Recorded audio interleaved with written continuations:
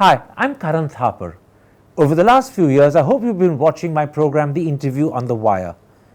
During that period, I've interviewed doctors, politicians, businessmen, scientists, authors, and even the occasional Nobel laureate. For me, it's been exciting. I hope it's been enjoyable for you. But these, as you know, are tough times, and if this program is going to remain bold, independent, and sometimes even defiant, then I think we need your support. At the end of the day, it's a truism, but editorial independence is best defended by the viewers. So if you would like this program to remain the way it is, forthright, outspoken, and interesting, then would you consider supporting us? All you have to do is to click on the description at the bottom.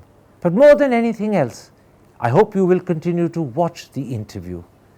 Your viewership means an awful lot to me.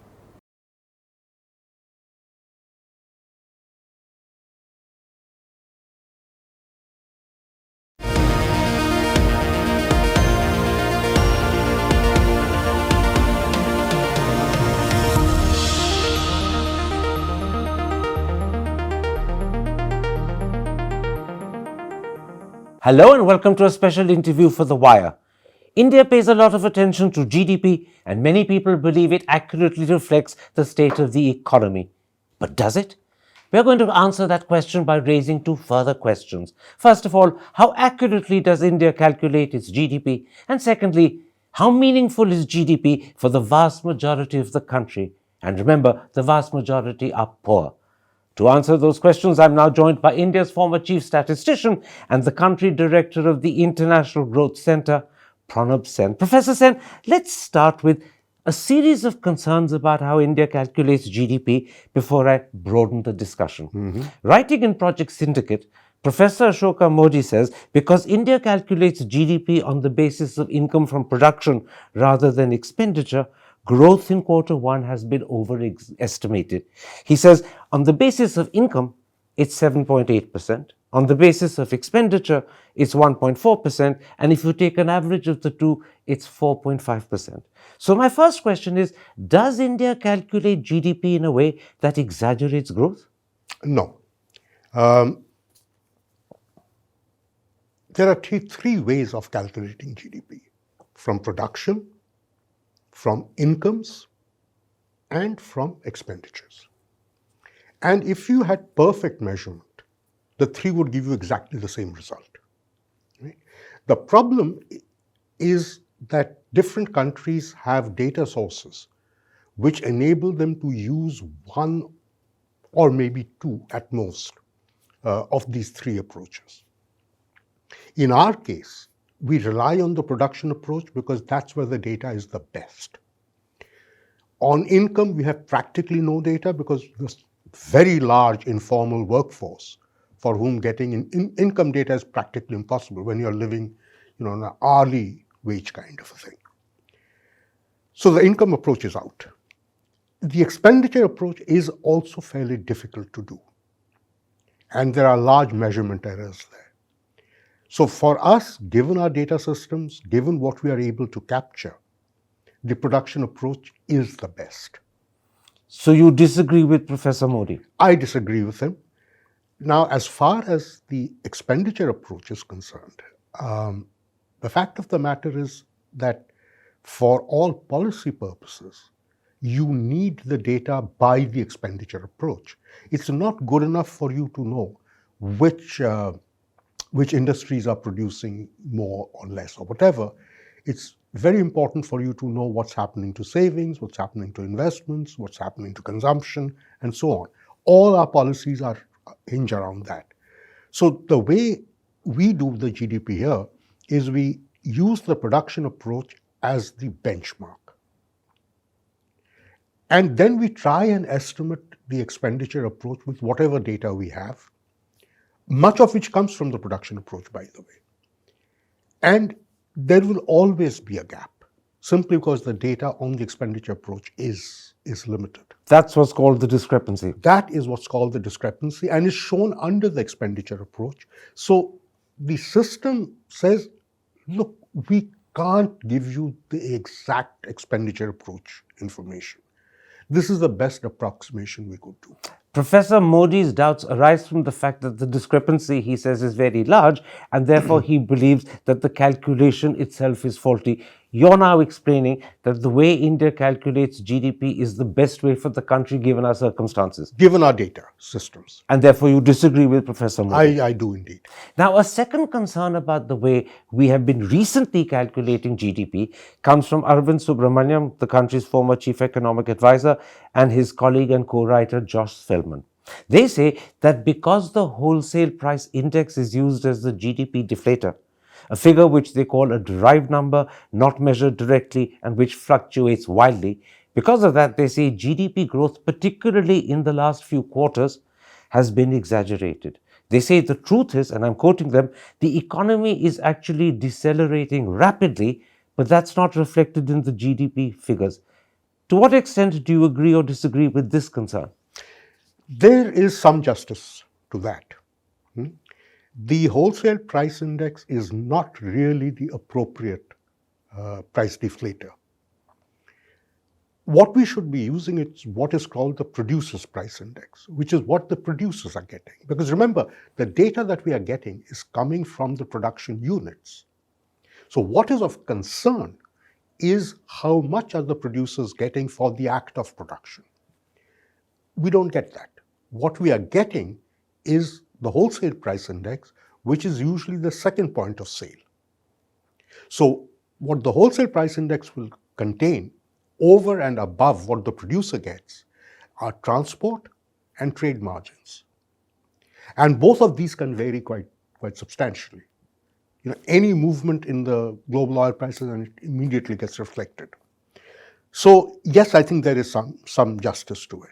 So you would agree with Subramaniam and Feldman when they say that in the last few quarters, and I don't know how many few is, but they say in the last few quarters growth has been exaggerated. Well, the argument, if that making that argument, then the corollary to that is that the WPI is systematically underestimating the inflation.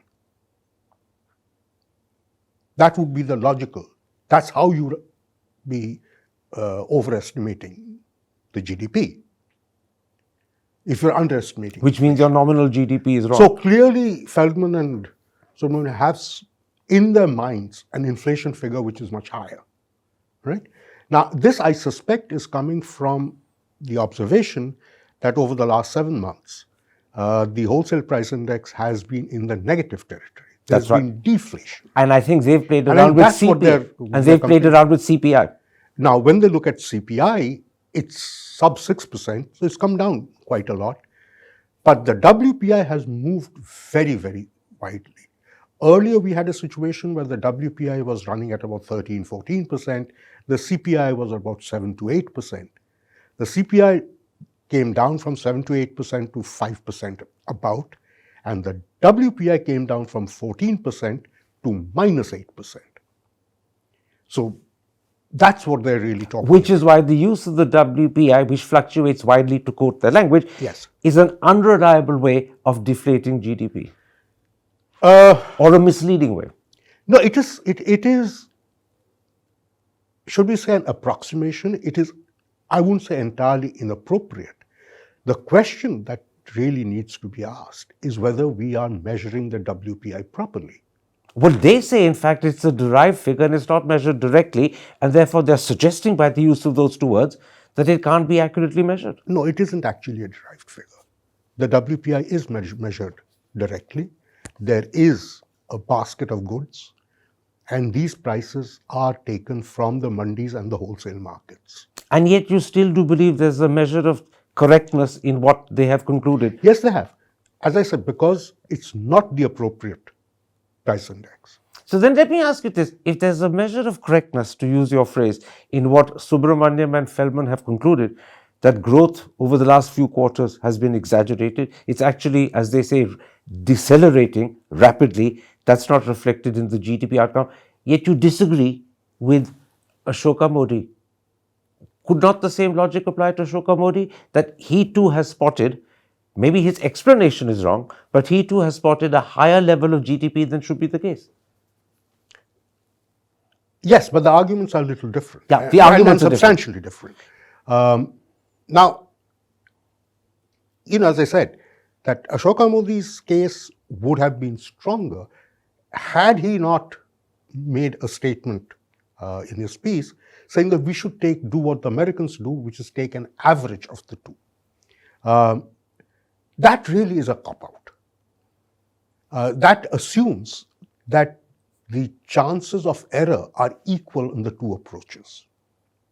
They have to be equal for that to work. But the point that's interesting is that you do agree that not just in the last quarter, but over the last few quarters, for a variety of different reasons, and they're not the same in the case of Modi or Subramanian and Feldman, but you do agree that over the last few quarters, GDP has been overestimated. I don't know. That rests critically on whether the WPI is being seriously measured wrongly. When you say you don't know, are you saying you suspect but you can't be certain? I can't be certain because if I say the WPI has been measured properly, then there is no argument. But if it hasn't, then there is. But if it hasn't, there is an argument. So you have grounds to be concerned and worried, but you aren't certain. I'm not certain, and here's the thing. At what point do you start questioning the WPI?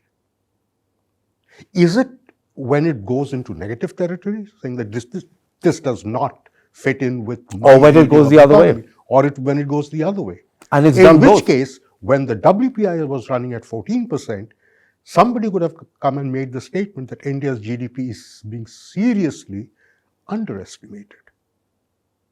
Now, the point is they're perfectly willing to accept a 14%. But not the negative. But not a negative. So I take your point entirely. The opposite argument could also have been made a year or so ago on the basis of the logic Subramanian and Feldman present. That's right. Right? I take your point. I've deliberately spent a lot of time on these two because both of these have been in the news. They've created controversy, and I think for the audience, you've clarified very much how you view it and maybe also shown why this may be grounds to have concern, but there's no certainty that flows. Let me add to that.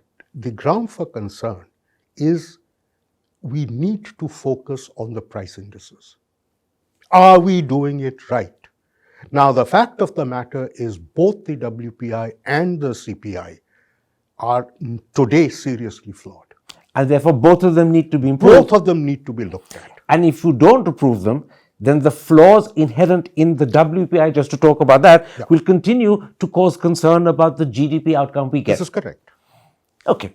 Now, there is a third reason for concern about the way we calculate GDP, and this is one that, to be honest, you have mentioned in my interviews several times over the last few years. It's how we calculate the unorganized sector, which is, if you add agriculture, 45% of GDP and 80 to 85% of employment, and we do it on the basis of a proxy derived from the organized sector. That's right. And to my mind, that raises two questions. First of all, are we calculating correctly? And secondly, if the unorganized sector is disproportionately affected by something like COVID, which did happen, yes, but the proxy for calculating the unorganized sector is derived from the organized sector, then that proxy would end up substantially overestimating the unorganized sector. This is correct. How much of a weakness are these two concerns? This is a serious concern. And so the way the system works is that the initial estimates, particularly the quarterly and the first annual estimates, we have no information whatever on the unorganized sector. So we use the organized sector proxies using relationships that have been derived from the past relationship. Then we are expected to get data from the unorganized sector surveys, at which point the estimates are corrected. Right? The problem that has cropped up is that it's been now several years since we've had an unorganized sector survey. So they're very out of date. Available. Yeah. So we are way out of whack from reality because we don't know what the reality is today. In which case, at the moment, we don't have a clear or even a good idea of what is the situation in the unorganized sector. This is right. Therefore, the 7.8% figure for quarter one may be quite substantially inaccurate because it's based upon surveys that are several years old. Yeah, in fact, my personal reading on this is that yes, it is overestimated, because what little one has seen from sort of, what should I say, indirect data, the revival of the unorganized sector begins only sometime in the late 2022. Late last year. Late last year, and perhaps even early this year. But the corporate sector has been doing extremely well. So the gap between corporate sector performance and the unorganized sector performance, I think, grew very substantially post-COVID. Which means the proxy derived from the corporate sector, the organized sector, is increasingly wrong. Yes. Which means then that not for the Ashoka Modi reason, not for the Subramaniam and Feldman reason, but for this third reason, which is one that you've discussed with me several times in the past, that 7.8% figure for GDP growth in quarter one is an overestimate. Yes. Do you have any sense of by how much it's an overestimate? That's difficult to say.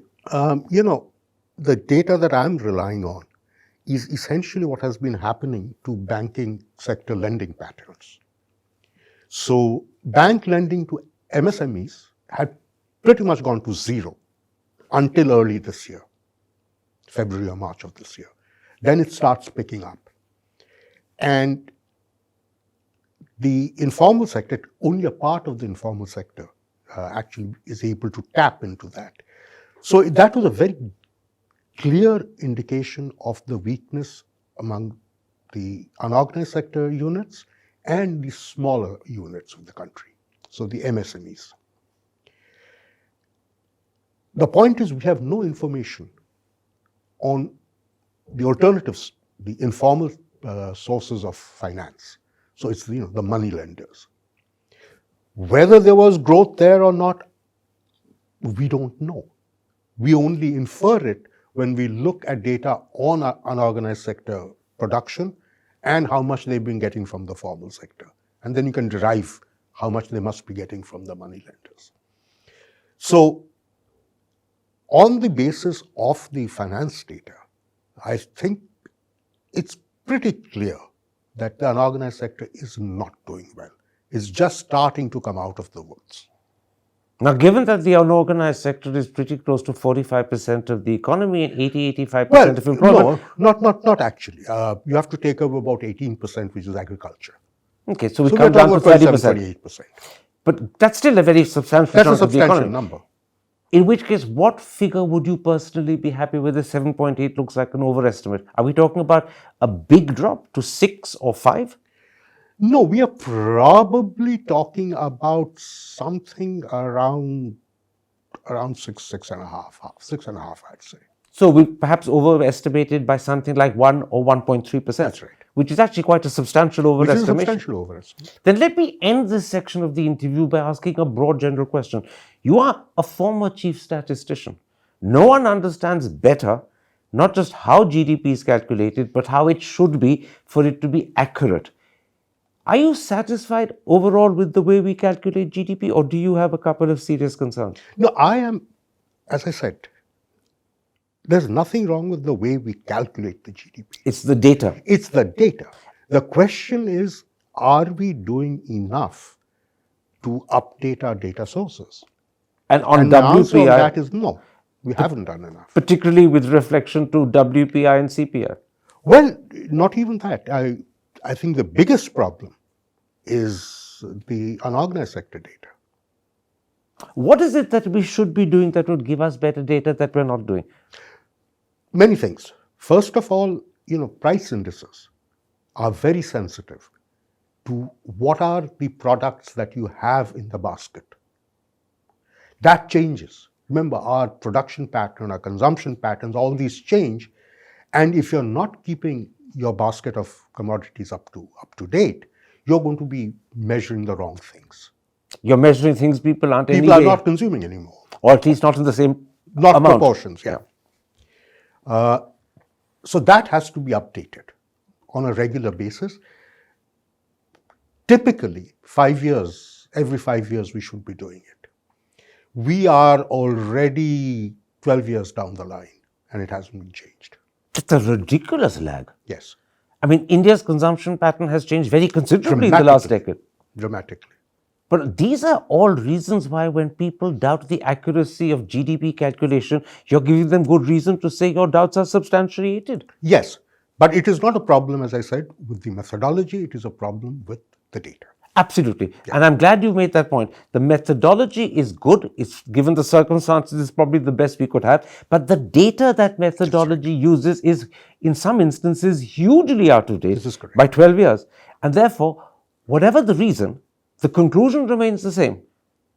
Because the data is poor, the calculation of GDP is not that accurate, and therefore the concerns you have about the accuracy are huge, major concerns. Yes, they are concerns. So I can say that these are huge, major concerns that you have about the GDP outcome. This is right. And what makes matters worse is that the concerns become even greater with the passage of time.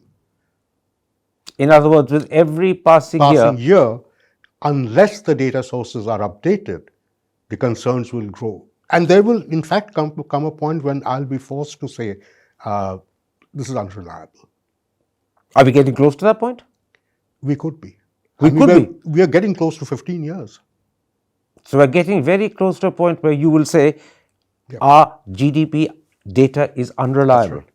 And the GDP outcome, therefore, is unreliable. Therefore, is unreliable. The figure that we boast is unreliable. Okay.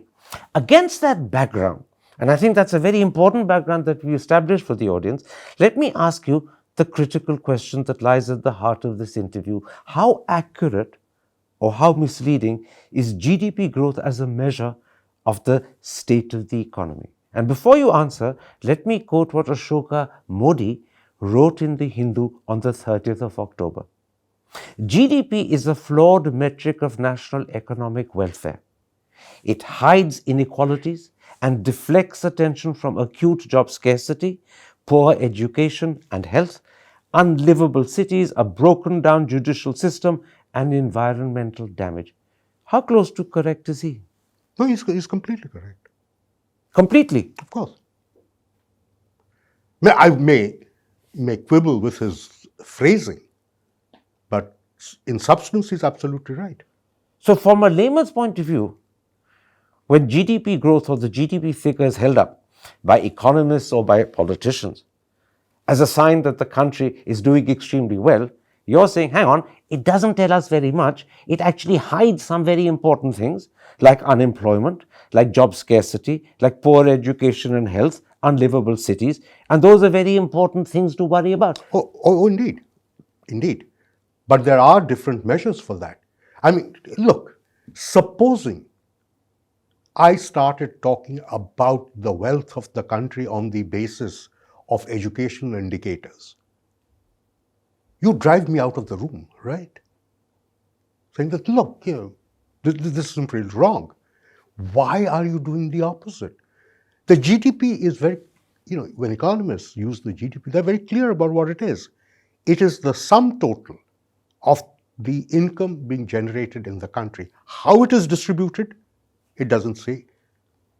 So it's like if you, Karan, earn 1,000 rupees, how you're splitting it between your family members, we have no idea. But then you're saying we do know you have 1,000. But you're saying a very important thing, Professor Sen. You're saying if the GDP figure on its own is presented as proof that the state of the economy is great, it is not the most revealing and honest way of talking about the economy. It only presents a picture. There are other pictures that need to be woven in alongside before you get the truth.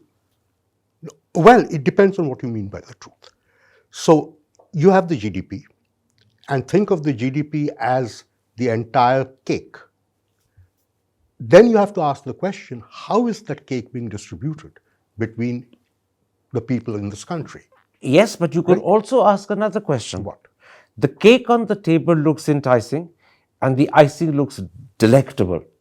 But there's an awful lot that's not on the table that you can't see, and how much is that losing out or missing out in telling the full story? Let's come to that, because I think that is a major concern. And let's start with Q1 GDP, because it is the most recent figure we have, 7.8%. Correct.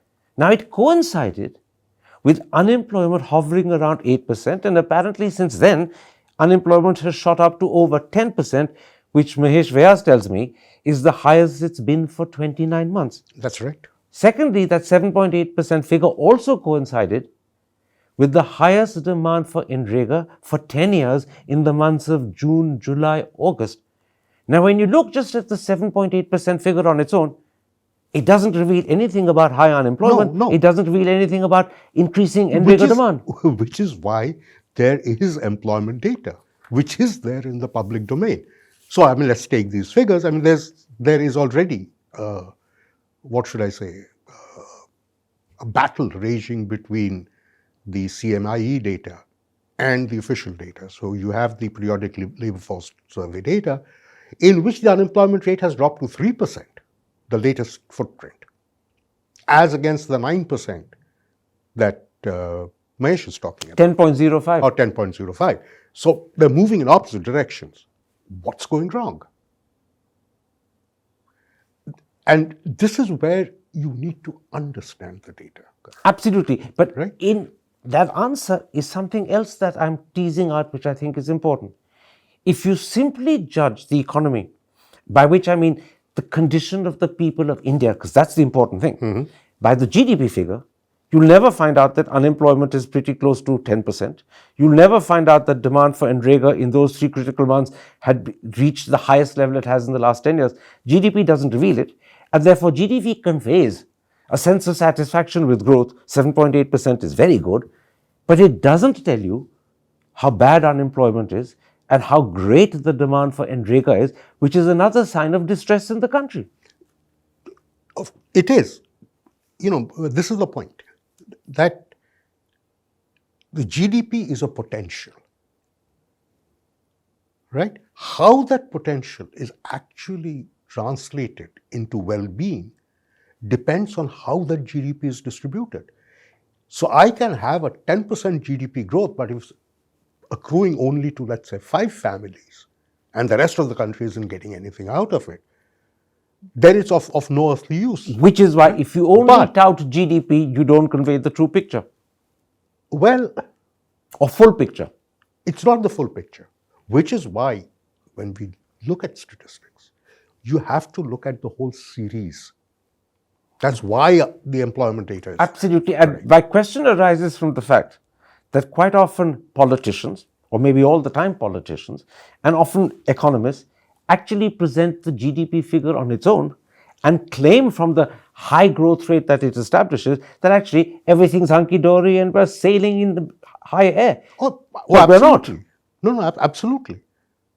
Let me take another illustration to check whether GDP reflects the economic reality, this time confronting the poor, which is the majority of our country. Shortly after the 7.8% Q1 figure was made public, we also discovered that 93% of the Unreliable allocation for this entire fiscal year had been actually consumed in the first 6 months, which is a clear sign that demand for Unreliable is extremely high. Well, Karan, please remember, in the last budget that we had, the finance minister very deliberately underprovided for Manrega. There was a 50% drop in the Manrega allocation compared to the past year, right? And that was purely for optics. That helped her to show a much lower fiscal deficit. So in other words, you're saying that the reason why 93% got consumed in 6 months is not necessarily because demand is exceptionally high, but because the allocation was down. Adequate. Okay, that's a good correction. But let me then give you the second check on that. Shortly after the 7.8% figure was announced, the Prime Minister announced that in fact the free food grain scheme for 80 crore will be extended not for a year or two, but for 5 years. Now that clearly has to be a sign that there is a desperate need for free food for 800 million people. And if that is true, then the 7.8% figure is simply not revealing that, because it doesn't suggest that there is that level of food hunger that you have to give free food to 800 million for 5 years. Well, no, I don't think the Prime Minister is giving free food because 800 million people are starving. I don't think that's the case at all. It's entirely political. I think what it is a preemptive political stroke, yes. I mean, simply taken away an important plank that the opposition could have used. He just removed it. Okay, so neither of the two that I brought up in the second case of examples to question the fact that GDP reveals the true picture of the economy actually hold. What you're saying to me is that the allocation for NREGA has been virtually used up in the first 6 months because it was halved. Or what it was the previous year. A full allocation compared to the year before would have been probably utilized only up to 50%. That's right. And therefore, there'd be no questions raised about demand for NREGA going up. And similarly, you're saying the fact that the Prime Minister announced free food gain for 800 million people for 5 years is not really a reflection of food hunger and therefore of distress. It's actually political to seek votes. Yeah, I suspect so. Now here, and in both cases, these were political decisions. In the first was the optics of the budget, and the second was, taking away a campaigning point from the opposition. So, but having said that, as I said, there is corroborative data, right? So if you are looking at the issue of whether Manrega is important or not, just look at the data of the number of people who have accessed Manrega. That has gone up. So there's no question about it. Second is look at the employment data. That has been coming out regularly. Unemployment is down, but it is down essentially because people have gone into self-employment mostly, and casual work. So we are talking about people who are desperate to do something, not because it's remunerative.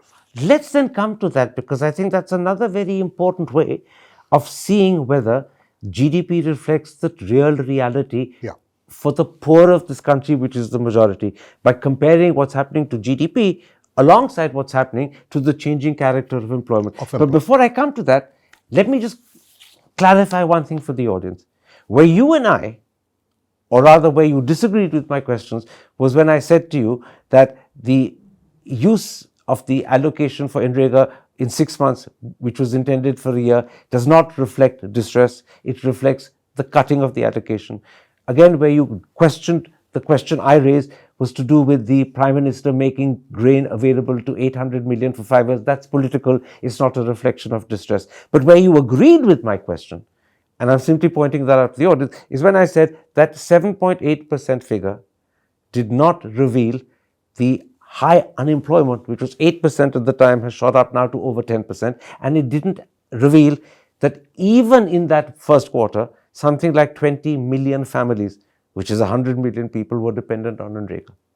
Well, let's take the employment. What I did say is if you use the periodic labor force survey, unemployment actually was 6% and it came down to 3%, not 8% going up to 10%. Quite right. So we have a fundamental disagreement between the two data sources. Yeah, CMIE versus the government. That's right. And that is something that one could discuss, but that would become a technical discussion. Absolutely. And all I'll say for the sake of the audience is in my conversations with Mahesh Vyas, who is the CEO of CMIE, he has always staunchly and rigorously and vigorously defended his outcome, and he has good reasons for questioning the government's figures. Let's come to the government's figures. Correct. Because I think it's important to ask yourself, does the truth or the extent of the truth that the GDP reflects about the economy also coincide and corroborate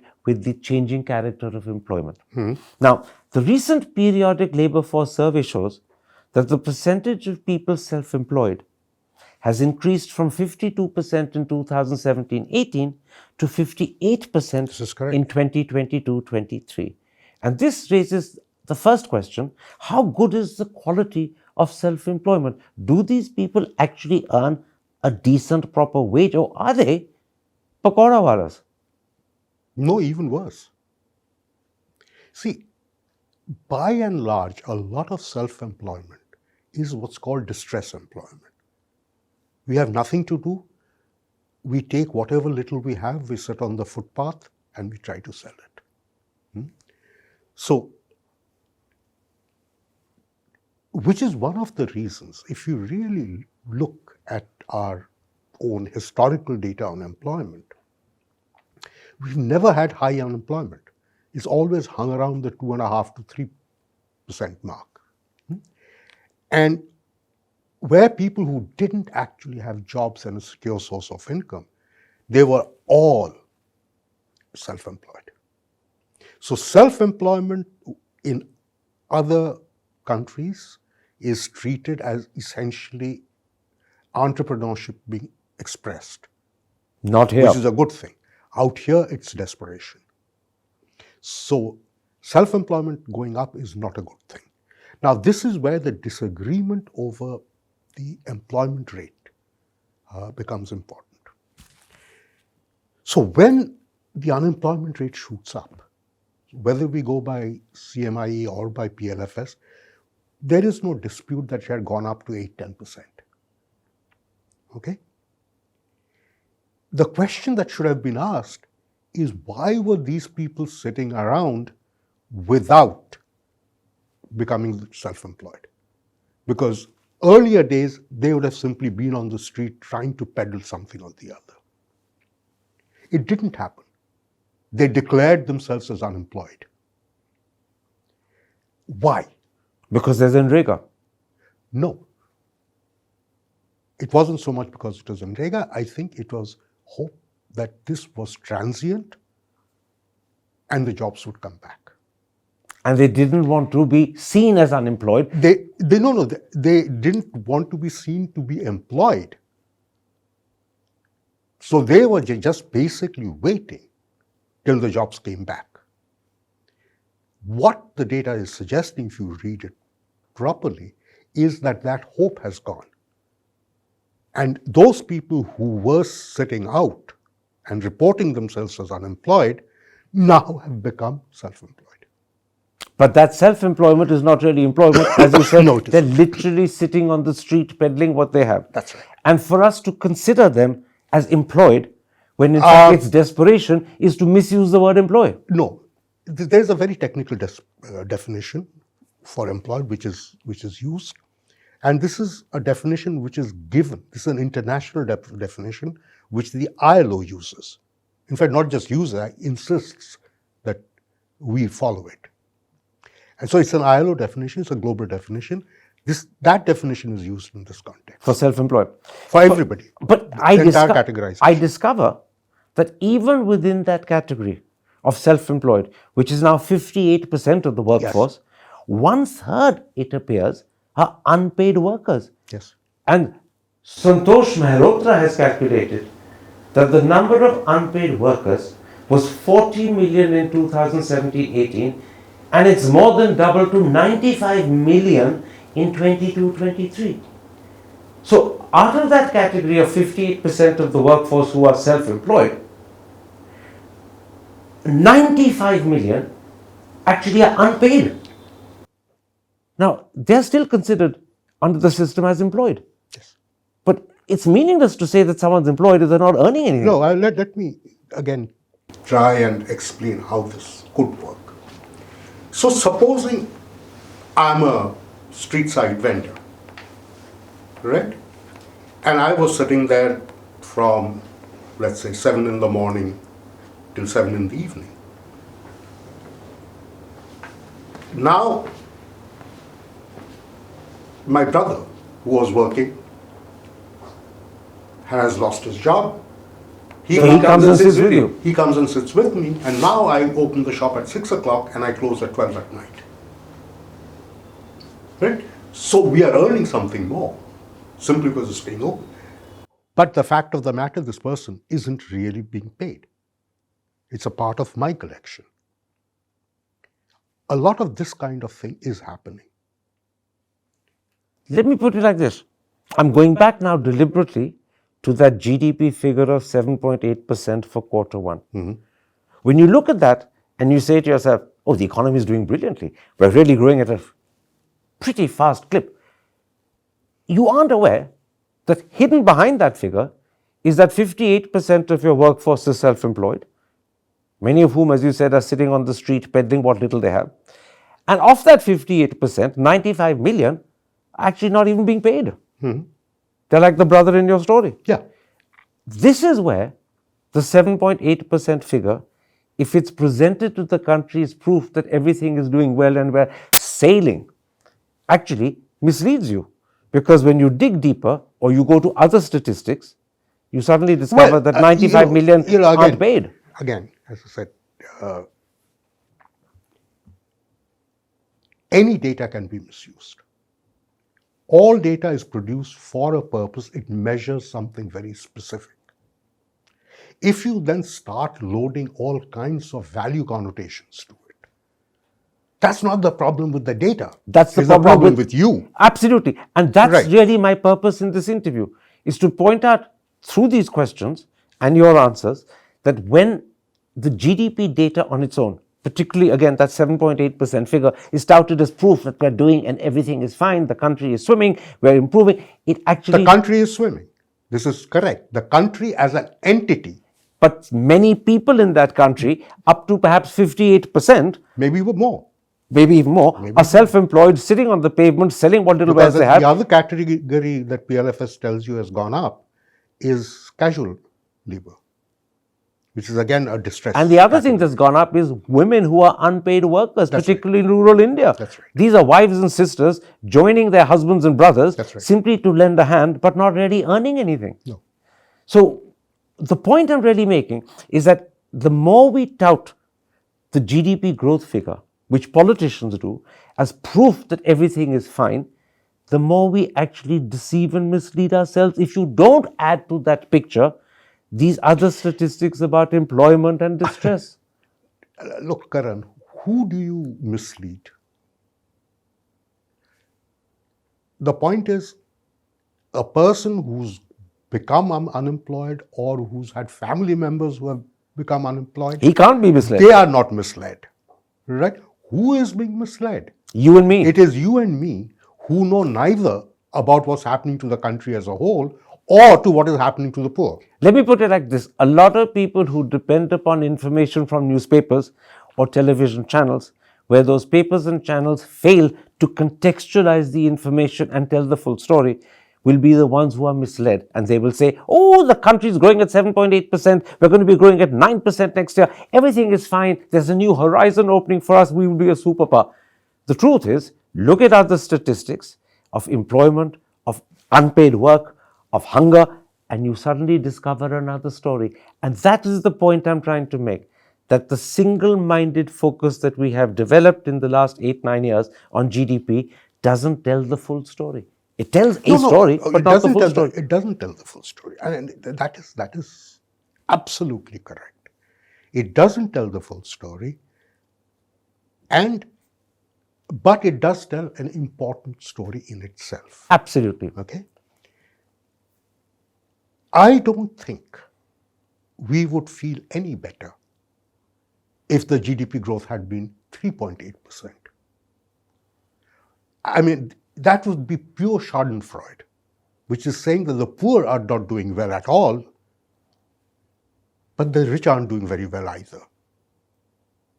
Right? That's all it says. Out here, what you're saying, in fact, the poor are doing badly, but the rich are doing very well, thank you. Yeah. Actually, what I'm saying is this. We need as a country to become aware of the fact that the GDP figure doesn't tell the full story. This is correct. And when you're talking about the lives of the majority of your countrymen, it actually leaves out their story almost completely. Yeah, you need different indicators for that. And those are indicators which tell you how the GDP is distributed. I'll come to that in a moment's time because I think that's a very important next step. But let me first put to you a rebuttal of the points that you and I are making about the periodic labor force survey figures. They come from economists in the State Bank of India.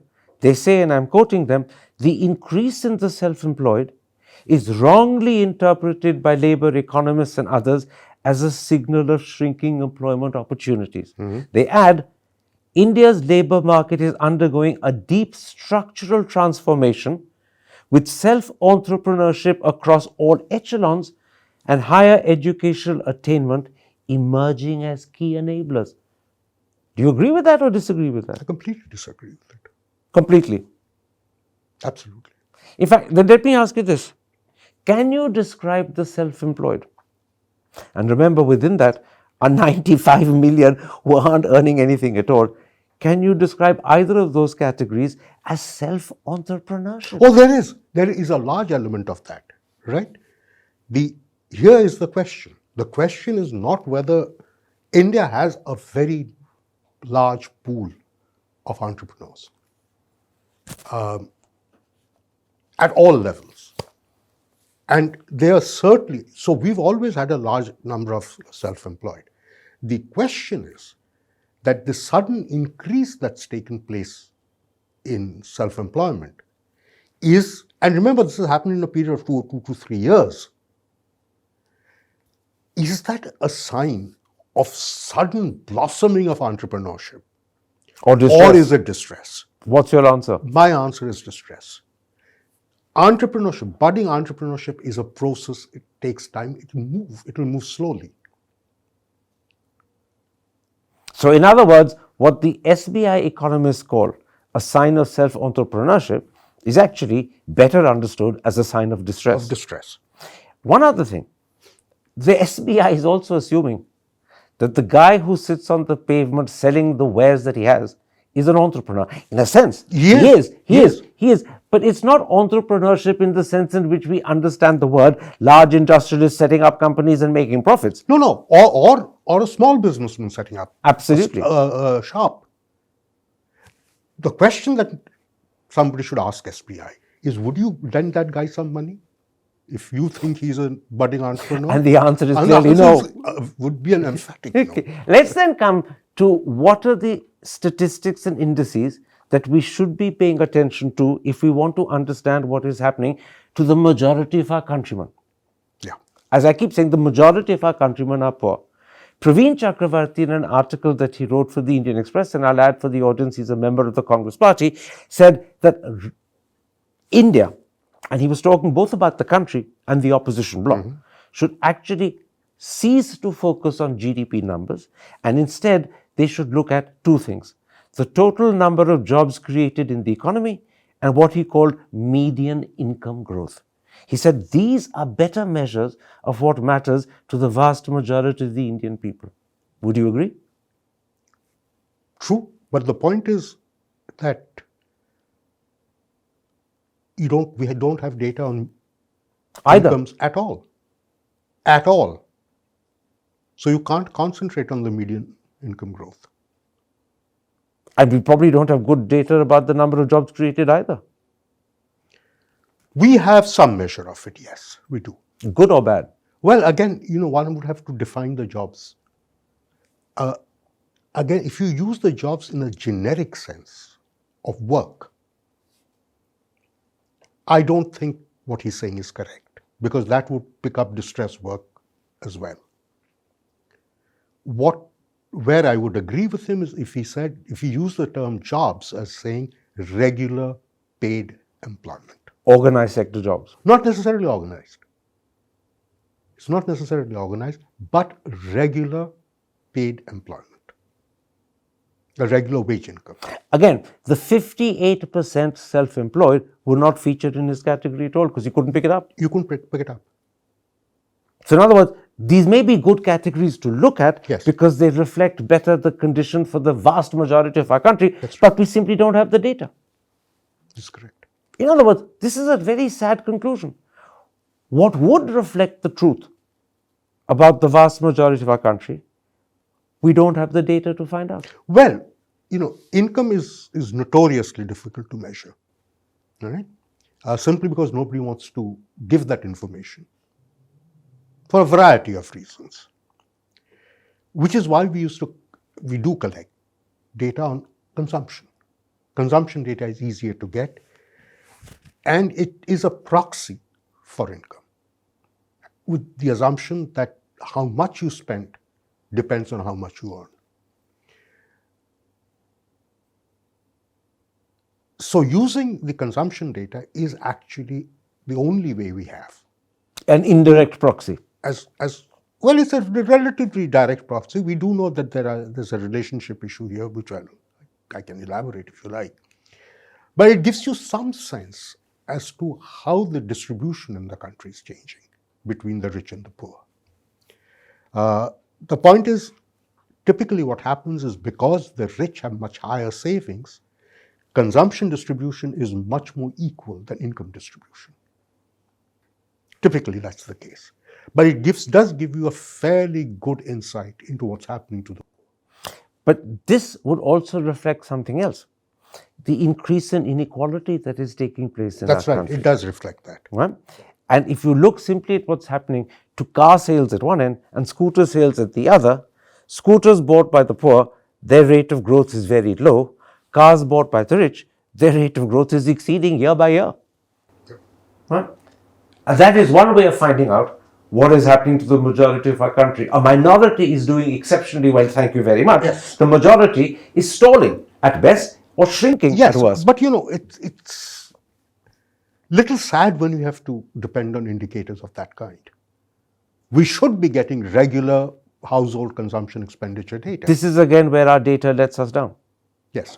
We need to make an effort to get this data. Yes. Why aren't we making that effort? Well, we are making the effort. In fact, the data collection is in the field at the moment as we speak. Okay. So maybe in a year's time we will have better data. Hopefully. Let me at this point raise a concern raised by Raghu Ramrajan earlier this month in November. He says we need to create 70 million jobs over the next 10 years. And he says the rate of growth necessary for this is 8 or 8.5%. In fact, he adds even at 7.5% growth, only 2/3 of the jobs problem will be solved. Would you agree that if employment is the main concern, and I imagine for the majority of our country, getting a job is probably the difference between life and death. So if employment is the main concern, not growing fast enough to create the jobs we need is the real problem. It is. And if you really read what Raghu is saying, he's talking about 7 million jobs being created in a year. Right? So he's really talking about educated employment. That's only a part of the story. These are the jobs we need to generate to employ people who are getting educated. It doesn't take into account the jobs we need for everyone else. For everyone else who are down there, who are in fact the poorest of the poor.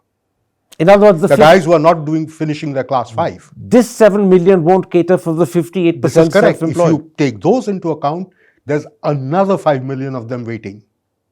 This leads me, Professor Sen, to two last questions before I end the interview. And they're questions that I will admit disturb me. If we're not creating enough jobs, not just to meet Raghu Ramrajan's target of 7 million a year, which is questionable whether we can achieve it, but to provide jobs for the 58% that are self-employed. If we're not creating enough jobs, is there a danger that what we fondly call the demographic dividend could be turning into a demographic predicament and perhaps, God forbid, at some point a demographic disaster? Well, I don't know whether it should be a demographic disaster. But what it certainly will be, an enormous opportunity lost. The demographic dividend is really about potential. And if we miss it, future generations are going to hold us culpable. But also, if we miss it, we will soon become a country where we will be you will be a country much older and therefore unable to produce. With a very large number of dependents. Self-employed. We will be self-employed. We'll be sitting there. So India has a great future for pakora walas. And trinkets. So in other words, my phrase demographic predicament sounds increasingly correct. Well, yes. But as I said, that it is a problem. It will be a source of frustration. But the most important thing, it will be such a waste of an opportunity. Yes, and there's something else that follows from it. Will we become a developed country? The Prime Minister has taken to repeating as often as he can that we will be a developed country by 2047. Now, by World Bank standards, developed countries, I believe, have per capita incomes of $13,200. If you want to peg yourself to the United Kingdom, a country whose economy we overtook a couple of months or maybe at the most a year ago, we need to have a per capita income of $45,000. Our per capita income at the moment is $2,388. So given the way things are progressing, will we be a developed country in 2047? Well, if the definition is $13,200, it's possible. But if we want to be the level of the United Kingdom and America? No. Not even close. In other words, correct? But the real question there is what you had raised earlier. Is 13,200 is really taking the GDP, dividing by the population? Correct? That's what per capita income really means. It doesn't say anything about how it is distributed. So if the distribution continues to get worse, then we may well reach 13,200. And still have masses of unemployed people and self-employed. And massive poverty. You're making two very important points. First of all, if the Prime Minister means we'll be a developed country, that we will be at the same per capita income level of the UK or the USA or France or Germany, the answer is absolutely flatly no, we won't. No. But if he says that we can meet the much, much lower World Bank standard of 13,200, which is, if I've got my mathematics correct, just about above a quarter of the UK level. That's right. That we can achieve. Yes. In other words, by 2047, we'll be developed by World Bank standards, but we'll still be only a quarter of what the UK is. And by the way, the UK by then will have probably shot up to 50. We don't know. We don't know. We really don't know. And the other danger is that even at the $13,200 per capita income level, if we reach it in 2047, we could still have a situation where hundreds of millions could be self-employed and maybe another 100 odd million still in that dreadful predicament of self-employed but not earning anything. And that means that as far as the majority of the country is concerned, and I keep saying they're poor, their future at the moment doesn't look particularly rosy at all. Well, no, we don't know.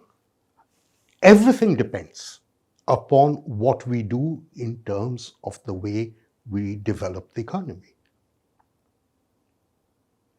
So if we have the trend that we have seen over the last 5-6 years, where the bulk of the growth has been concentrated in the organized sector of the economy, then this lot are forgotten.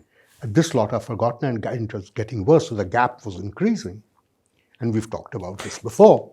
But you're saying a very important thing. If we continue the way we have for the last 5-6 years, the future for the poor, the majority of the country, will remain bleak and dark. This is correct. So we really need to look at our development strategy. That is a subject for another day. I promise come back to you and talk about that. But the picture I want to leave the audience with is this, and correct me if I'm wrong. Any single-minded focus on GDP as a way of telling the country and the world all's well, we're swimming, fails to convey the reality faced by the majority of the country who are poor. And secondly, if we don't change our development strategy, but continue the way we have for the last 5-6 years, then the future for the majority who are poor remains bleak. And even if we reach in 2047 13,200 per capita income levels, and therefore technically qualify to be a developed country, we could still have 58% self-employed, within which 100 million actually not earning anything at all. Is it right?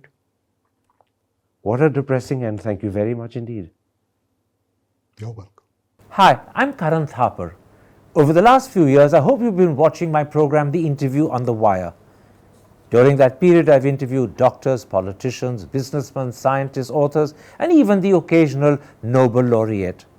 For me, it's been exciting. I hope it's been enjoyable for you. But these, as you know, are tough times, and if this program is going to remain bold, independent, and sometimes even defiant, then I think we need your support. At the end of the day, it's a truism, but editorial independence is best defended by the viewers. So if you would like this program to remain the way it is, forthright, outspoken, and interesting, then would you consider supporting us? All you have to do is to click on the description at the bottom. But more than anything else, I hope you will continue to watch the interview. Your viewership means an awful lot to me.